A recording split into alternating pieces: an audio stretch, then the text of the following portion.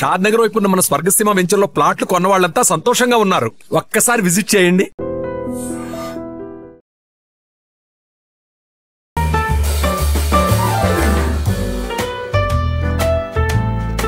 అలనాటి అందాల నటి శాంతకుమారి ప్రేమ కథ ఇది. ఈ తరం ప్రేమికులు ఒకరినొకరు బేబీ అని పిలుచుకుంటారు కదా. అయితే అది ఇప్పటి పిలుపు కాదు. 1936-37లోనే ప్రేమికులు పిలుచుకునేవారు. వివరాల్లోకి వెళ్తే ఇద్దరు ప్రేమికులను పరిచయం చేయవలసి వస్తుంది. అందులో మొదటి వారు అలనాటి కథానాయిక శాంతకుమారి. శాంతకుమారి అసలు పేరు వెల్లాల సుబ్బమ్మ. వైఎస్ఆర్ జిల్లా ప్రొద్దుటూరులో మే 17, 1920 సంవత్సరంలో వెల్లాల శ్రీనివాసరావు గారికి జన్మించారు. శ్రీనివాసరావు గారికి కళలంటే ఎంతో ఇష్టం. అందుకనే కూతురైన సుబ్బమ్మను మద్రాసులో ఉన్న ప్రొఫెసర్ పి శాంబమూర్తి గారి వద్దకు కర్ణాటక సంగీతం, వయోలిన్ నేర్చుకోవడానికి దరఖాస్తు చేయించారు. డికే పట్టమ్మాళ్ సుబ్బమ్మ యొక్క సహాధ్యాయిని. 13 ఏళ్ల వయసులోనే సుబ్బమ్మ కర్ణాటక సంగీతంలో ఉత్తీర్ణురాలైంది. 15 ఏళ్ల వయసులో వయోలిన్లో ఉత్తీర్ణురాలైంది.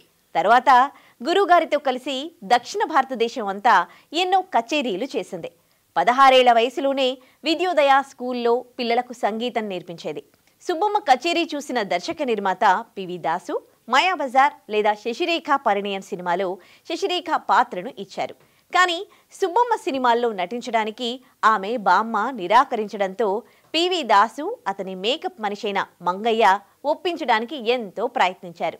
సుబ్బమ్మను శశిరేఖ వేషంలో చూసిన ఆమె బామ్మ చివరకు ఆమె సినిమాలో నటించడానికి ఒప్పుకుంది. దాసుగారు సుబ్బమ్మ కొంచెం పాతగా ఉందని పేరును శాంతకుమారిగా మార్చారు. శాంతకుమారిగా మారిన నటగాయక సంచలనం తరువాత సినిమా సారంగధర. ఇందులో ఆమె చిత్రాంగి అనే దుష్ట పాత్రను ఎంతో ఉత్సాహభరితంగా నటించింది. ఈ చిత్ర దర్శకుడైన పి పుల్లయ్య గారిని ఇష్టపడి పెళ్లి చేసుకుంది. వారిద్దరి మధ్య అద్భుతమైన ప్రేమ కథ నడిచింది. ఆ కథను గతంలో ఒకసారి ఆమె వివరించిందిలా. అది ఆమె మాటల్లోనే. గ్రేట్ వే ఆఫ్ ఇండియా బొంబాయిలోని ఆ సుందర దృశ్యాన్ని నేనెప్పటికీ మరువలేను. అదంటే నాకు ఎంతో ఇష్టం. అక్కడే నా జీవితంలోని నవవసంతానికి ఒక మార్గం ఏర్పడింది. అదే భవిష్యత్తులో బంగారు బాటగా రూపొందింది. అప్పటికి నా వయసు 15 సంవత్సరాలుంటాయనుకుంటాను. పివి దాస్ గారు నేను వారి సినిమాలో నటించడానికి అడిగారు. అయితే మా ఇంట్లో వాళ్ళు ఒప్పుకోలేదు. ఎలాగైతేనేం చివరాఖరుకు మా ఇంట్లో వాళ్లను ఒప్పించగలిగారు. ఆ సినిమా పేరు మాయాబజార్. అదే శశిరేఖ పరిణయం. ఏ వృక్షము లేని చోట ఆముదం చెట్టే మహావృక్షం అన్నట్టు ఆ సినిమా నిర్మాణం జరుగుతున్న రోజుల్లో నా పాటలను, నటనను అందరూ మెచ్చుకునేవారు. కొందరైతే అభినందించేవారు. సరిగ్గా ఆ రోజుల్లోనే హరిశ్చంద్ర చిత్రం నిర్మించిన స్టార్ కంబైన్స్ అధినేతలు స్వామి పిళ్ళై, రామయ్య, పి పుల్లయ్య గారు సారంగధర చిత్రాన్ని తీయడం ఆరంభించారు. దాదాపు అన్ని పాత్రలకు అందరినీ నిర్ణయించడం జరిగింది. కానీ చిత్రాంగి పాత్రకు ఎవరిని ఎన్నుకోవడము అనే సందిగ్ధంలో పడ్డారు. శశిరేఖ పరిణయంలో నా నటన గురించి, నా పాటల గురించి విని ఆ చిత్ర దర్శకుడు, ఆ నిర్మాతలు పివి దాసు గారిని సంప్రదించడం, నన్ను చూడడానికి రావడం జరిగింది. నన్ను చూసిన వెంటనే వాళ్ల ముఖాలు వికసించాయి. మీరు కొంచెం పాడతారా అని అడిగారు. ఒక పాట పాడాను. నా పాట వినడానికి వచ్చిన ఆ త్రిమూర్తులు మూర్ఛపోయినట్లు 3 సార్లు దొర్లి తెప్పరిల్లుకుని శభాష్ శభాష్ చాలా బాగుంది మీ పాట అని తెగ మెచ్చుకున్నారు. చిత్రాంగి పాత్రకు నేను సరిపోతానని అనుకోవడం, ఒప్పందం చేసుకోవడం వెంటనే జరిగాయి. పుల్లయ్య గారి వయసు అప్పటికి 26 ఉంటుంది. సారంగధర బొంబాయిలోని ఫిల్మ్ సిటీలో తీస్తాము అని చెప్పారు. బొంబాయికి నేను, మా నాన్న, మా అమ్మమ్మ గారు ప్రయాణమయ్యాము. చిత్రానికి సంబంధించిన నటీనటులు, ఇతర నిపుణులు బస చేయడానికి ఒక లాడ్జ్ అద్దెకు తీసుకోవడం జరిగింది. సాధారణంగా ఆ కాలంలో అలాగే చేస్తుండేవారు. అయితే చిత్ర నిర్మాణం వెంటనే ప్రారంభమయ్యేది కాదు. ముందు 10 రోజుల పాటు ఉదయం పూట పద్యాలు చదవడంలో, పాటలు పాడడంలో రిహార్సల్స్ జరుగుతూ ఉండేవి. సాయంత్రం నటనకు సంబంధించిన రిహార్సల్స్ జరిగేవి. చిత్ర నిర్మాణం ఆరంభమై సెట్లోకి వచ్చేసరికి ముందు డైలాగులు చెప్పడం, నటించడంలో ఒక అవగాహన ఏర్పడడం వల్ల ఏమాత్రం కాలం వృధా కాకుండా షూటింగ్ తొందరగా అవుతూ ఉండేది. ముంబైలో చిత్రానికి సంబంధించిన రిహార్సల్స్ మొదలైనప్పుడు ఒకరోజు ఎవరినో బేబీ అని పిలవడం వినిపించింది. ఒక్క క్షణం అనంతరం మళ్ళా ఆ పిలుపు వినబడేసరికి తిరిగి చూశాను. నిన్నే బేబీ అని పిలుస్తున్నారు అంటూ చిన్న సైజ్ కేక వేశారు పుల్లయ్య గారు. నాకు కోపం వచ్చింది. పైగా నేనసలే మొండి ఘటాన్ని. 4-5 ఏళ్ల అమ్మాయిని పిలుస్తున్నట్టు అదేం పిలుపని, ఏం నేను మీకు బేబీలాగా కనిపిస్తున్నానా, అసలు పేరుతో పిలవలేరా అని దబాయిస్తున్నట్లుగా అడిగాను. ఆయన నాకంటే మొండిఘటం అని నాకేం తెలుసు, అదేం కుదరదు, నువ్వు నాకు బేబీలాగానే కనిపిస్తున్నావు, అది నా ఇష్టం అని ఖరాఖండిగా చెప్పారు. ఇదేం మనిషిరా బాబు అనుకుని నేనే తగ్గి వెళ్ళిపోవాల్సి వచ్చింది. సారంగధరలో చిత్రాంగి వేషం చాలా కష్టమైంది. ఆ పాత్రలో నవరసాలు పలికించాలి. నేను నా పాత్ర పట్ల చాలా శ్రద్ధ వహించి నటిస్తున్నాను. పుల్లయ్య గారు బేబీ ఇంకా బాగా చేయాలి అని, ఆ భేష్, వెరీ గుడ్ అని నాకు అన్ని విధాలుగా ప్రోత్సహిస్తూ నా చేత చేయిస్తున్నారు. ప్రతిరోజు ఆ సినిమాలోని ప్రేమ సన్నివేశాలు నటించి నటించి నాలో ఒకలాంటి వికారం లాంటిది బయలుదేరింది. అది నాకు తెలియనిది, ఏమిటి అని చెప్పలేనిది. ఎందుకో నాకు ఎప్పుడూ దర్శకుడు పుల్లయ్య గారిని చూడాలని అనిపిస్తూ ఉండేది. మొదట్లో బేబీ అని పిలిచినప్పుడు నాకు ఎంత వెగటుగా అనిపించిందో, రాను రాను వారు నన్ను అలా పిలుస్తూ ఉంటే ఆనందంగా ఫీల్ అయ్యాను. ఒక్కోసారి నాకు షూటింగ్ లేదు అని చెప్పినప్పుడు ఉంటే బాగుండునే అని అనిపించేది. ఎందుకంటే ఆయన్ను చూడవచ్చు కదా అని. బహుశా ఆయనకు కూడా అలా అనిపించిందేమో. షూటింగ్ లేకున్నా స్టూడియోకు కారు పంపించనా అని అడిగేవారు. నాకు వెళ్ళాలని ఇష్టంగా ఉండేది. కానీ మా నాన్నగారు, అమ్మమ్మగారు షూటింగ్ లేనప్పుడు ఎందుకు అనవసరంగా వెళ్ళడం అనేవారు. అలా వారు అన్నప్పుడు నా ఉత్సాహం అంతా చప్పగా చల్లారిపోయేది.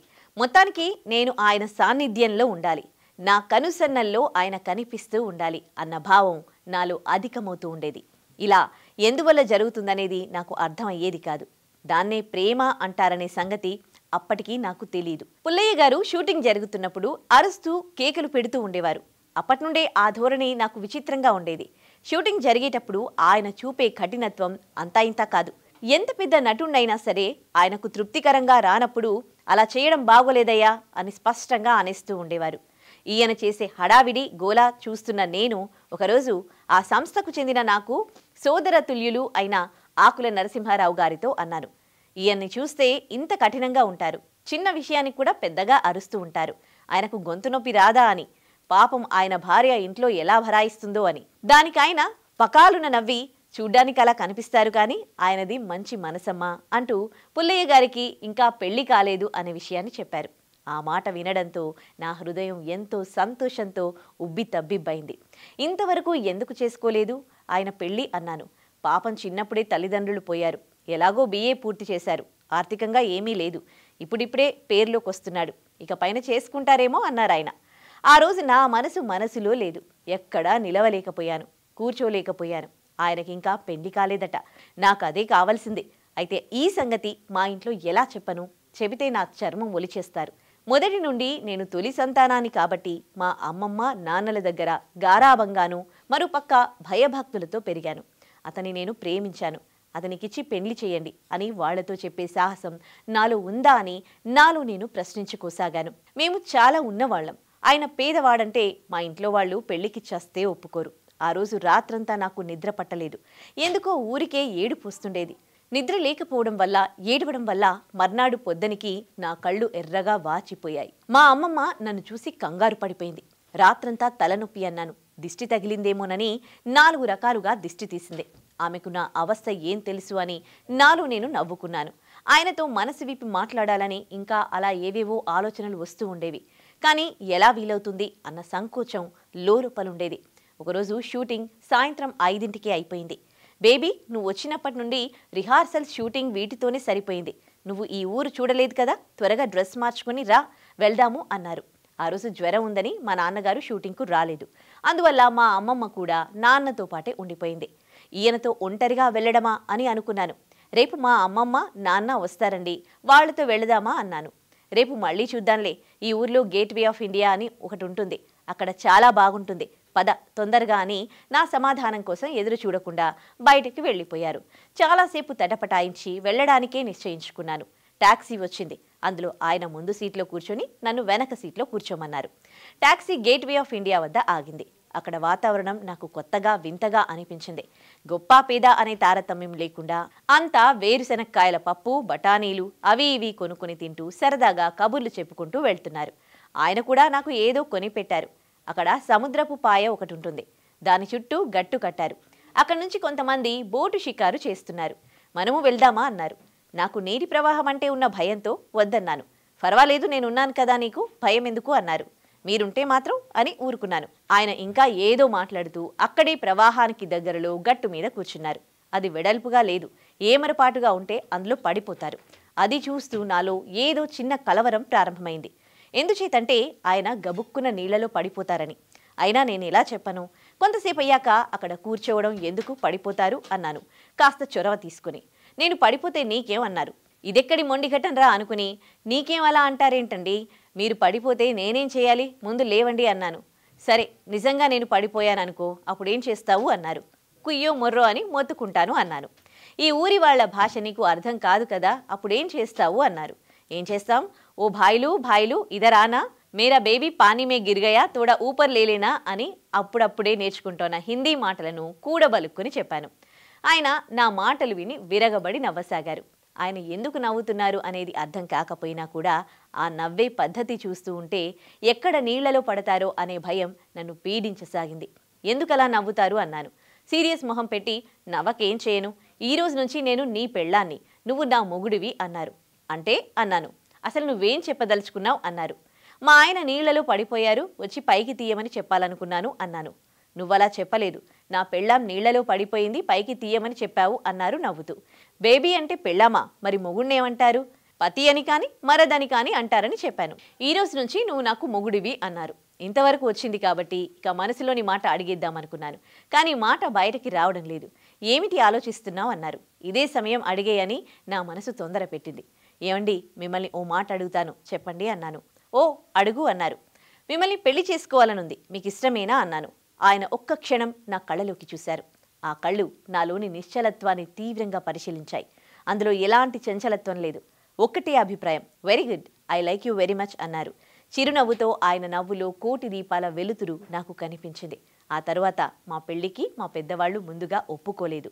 నేను పట్టుబట్టడంతో ఒప్పుకోక తప్పలేదు అంటూ తన ప్రేమ కథను వివరించింది శాంతకుమారి అప్పట్లో. ఇక ఆమె సినిమాల విషయాలకొస్తే, శాంతకుమారికి మొదటి సాంఘిక చిత్రం ధర్మపత్ని. అందులో అక్కినేని నాగేశ్వరరావు విద్యార్థిగా నటించారు. అక్కినేనికి శాంతకుమారికి మధ్య ఎంతో ఆత్మీయత, అనుబంధం ఉండేది. అక్కినేనిని ఆమె ఆప్యాయంగా చిన్న తమ్ముడిని పిలిచినట్లు అబ్బి అనేవారు. అక్కినేని నాగేశ్వరరావు తమిళ సినీ ప్రముఖులు శివాజీ గణేశన్, జెమినీ గణేశన్ తదితరులకు చాలా చిత్రాల్లో శాంతకుమారి తల్లిగా నటించారు. పద్మశ్రీ పిక్చర్స్, రాగిణి పిక్చర్స్ పేరుతో సొంతంగా 20కి పైగా సినిమాలను నిర్మించారు. తాను హీరోయిన్గా ప్రధాన పాత్రల్లో నటించిన సినిమాలనే మళ్లీ తీసినప్పుడు ఆ సినిమాల్లో తల్లి పాత్రల్లో నటించిన అరుదైన రికార్డ్ శాంతకుమారి గారి సొంతం. ఇది శాంతకుమారి అనబడే వావిళ్ల సుబ్బమ్మ ఆత్మకథ, ప్రేమ కథ. 1920 మే నెలలో పుట్టిన వావిళాల సుబ్బమ్మ అలియా శాంతకుమారి 2006 జనవరి 16న తన 85వ ఏట ఈ లోకయాత్రను ముగించారు.